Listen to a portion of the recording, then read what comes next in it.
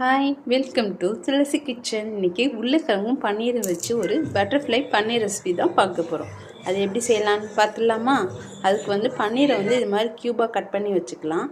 அதில் மிளகாத்தூள், மஞ்சத்தூள், உப்பு, கொஞ்சம் மிளகுத்தூள் சேர்த்து நல்லா மிக்ஸ் பண்ணி வச்சுக்கலாம்.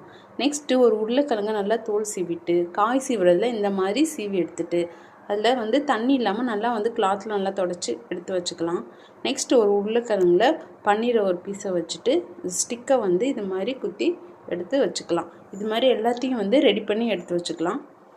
நெக்ஸ்ட்டு ஒரு பவுலில் 3 tablespoon cornflour, 2 tablespoon rice flour, இஞ்சி பூண்டு பச்சை மிளகா paste 1 teaspoon, 1 teaspoon Kashmir red chilli, 1/4 teaspoon மஞ்சத்தூள், 1/4 teaspoon garam masala, 1 teaspoon chilli flakes, 1/4 teaspoon oregano, உப்பு சேர்த்து தண்ணி கொஞ்சமாக ஆட் பண்ணி நல்லா மிக்ஸ் பண்ணிவிட்டு இந்த கன்சிஸ்டன்சியில் எடுத்து வச்சுக்கலாம். நம்ம ரெடி பண்ணி வச்ச பட்டர்ஃப்ளை பன்னீரை இதுக்குள்ளே நல்லா டிப் பண்ணி சூடான எண்ணெயில் பொரித்து எடுத்தோன்னா ஒரு கிறிஸ்பி அண்டு ஸ்பைஸியான பட்டர்ஃப்ளை பன்னீர் ரெசிபி ரெடி. ரொம்பவே நல்லாயிருக்கும். கண்டிப்பாக ட்ரை பண்ணி பாருங்கள். இந்த ரெசிபி உங்களுக்கு பிடிச்சிருந்தா நீங்களும் செஞ்சு பார்த்துட்டு சாப்பிட்டு பாருங்கள்.